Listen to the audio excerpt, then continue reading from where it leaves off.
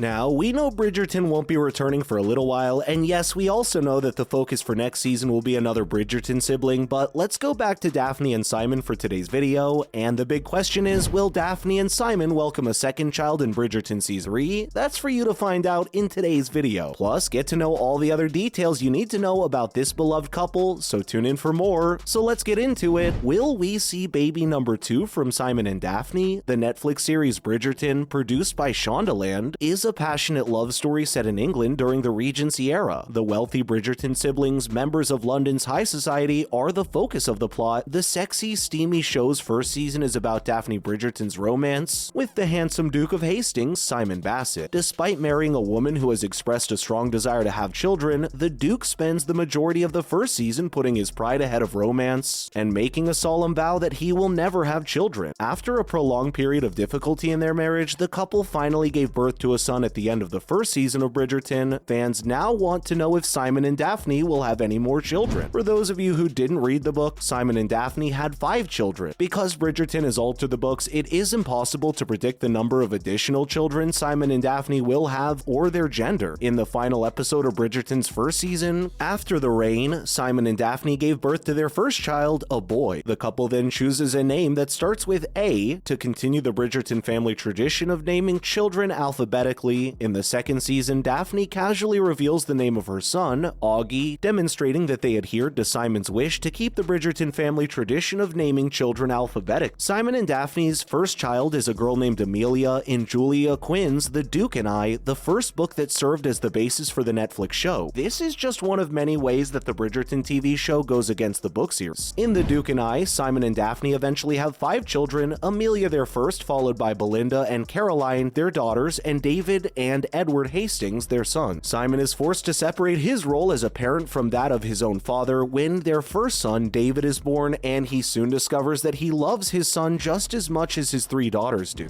So is there a possibility that we could see Simon and Daphne's second child next season? Although nothing official has been said about Daphne and Simon's expanding family, it is possible and likely that they will welcome a second child. Augie, Daphne and Simon's firstborn son, appears to be 6 months old when we meet him. We see Anthony and Kate settling into their marriage, so it seemed like the second season ended with a slight time jump. As the Netflix series is now deviating from the book series order, season 3 will likely begin with a significant time jump. This means that it could be set months or a year or two after the end of the second season. A time jump, according to a lot of fans, is necessary to show how Penelope and Colin's relationship has changed over time and to properly set up Benedict's story. Moorgate Books says that women in the Regency era typically got married when they were 21 and had children every 2 years or so until they were 39. Daphne and Simon will likely have another child in season 3, particularly if there is a time jump of some kind. Daphne was 21 when she got married and had her first child. Daphne may also become pregnant in the 3rd season and give birth in the 4th. Another interesting fact about the Duke of Hastings is that he originally vowed to never sire an heir. Daphne and Simon wed in the first season of Bridgerton, but their union was anything but blissful. The way that the Duke would rather not have youngsters is the essential wellspring of pressure in their relationship. Simon is reluctant to begin a family since he guaranteed his oppressive passing on father their line would end with him. The Duke swore to end his family's line of succession in retaliation for his father. Because of his speech impairment, Simon's father disowned him when he was young, which was embarrassing for the family for several reasons. The Hastings were initially given a position in the royal family by the Queen, but they are not guaranteed to keep it. Second, Lord Hastings is determined to preserve his social standing and heritage as a black man in late 18th century England. In Shock and Delight, the 3rd episode of the first season of Bridgerton, a grown Simon reveals to his dying father that he plans to end the family line. Daphne later discovers Simon's vow and comprehends his reluctance to have children. Near the end of the season, the two of them have an emotional moment, and Simon decides to rethink his previous decision to not have children. At the end of the first season, Simon clearly accepted being a father, and the Duke and Duchess of Hastings are likely to have more children in the future, hopefully soon. Since we're already talking about Simon and Daphne, we might as well have one of the more pressing questions fans have always wondered about: how old were they in the Netflix series? The show portrays the whirlwind romance between Daphne Bridgerton and Simon Basset in Regency London, but one question remains unanswered: what is Simon and Daphne's age? Daphne will undoubtedly continue to assist her siblings in navigating life as the family's eldest daughter and the youngest to marry. Regarding age disparities, Daphne was born in 1792 according to the Quinn novels, making her 21 years old in season 1. Dynevor, who is 25 years old, is comparable to her character. Simon is not significantly older than Daphne, unlike some of her other potential suitors. Season 1 Simon was 29 years old when he was born in 1784. Paige, who is 31 years old, is younger than Dynevor, who is the age of his character. Daphne is the fourth oldest sibling, but she is the family's oldest daughter. Like Simon, Anthony Bridgerton is 29 years old, Benedict Bridgerton is 27 years old, Colin Bridgerton is 22 years old, Daphne Bridgerton is 21 years old, Eloise Bridgerton is 17 years old, Gregory Bridgerton and Hyacinth Bridgerton are preteens, and Francesca Bridgerton is 16 years old. In other related news, did you know that the dance sequences in Bridgerton have a deeper meaning? The characters of Bridgerton were unable to express their true feelings because of the period, but Paige claims that their dance scenes demonstrate their true feelings. As per the actor, the dancing was a gift and expounded it in a meeting with Esquire. Once you start dancing, you get to be honest, Paige began. I think that's why dances are so central to these stories. They're not frivolous. They're the real heart and soul of the story because everything else is a two-level dialogue where you say one thing and mean another. Then suddenly there's this place where you can't hide. I think we learn the most about the characters on the dance floor. Another interesting and lesser known fact about Bridgerton is that it also tackles toxic masculinity. Music is another aspect of dance scenes that is very different from the genre. The show decided to include string covers of current pop music throughout the scenes. Rather than using music that was appropriate for the time, the rooms of the balls can be heard playing songs like Thank You Next by Ariana Grande and In My Blood by Shawn Mendes, among other songs. It just works in some way.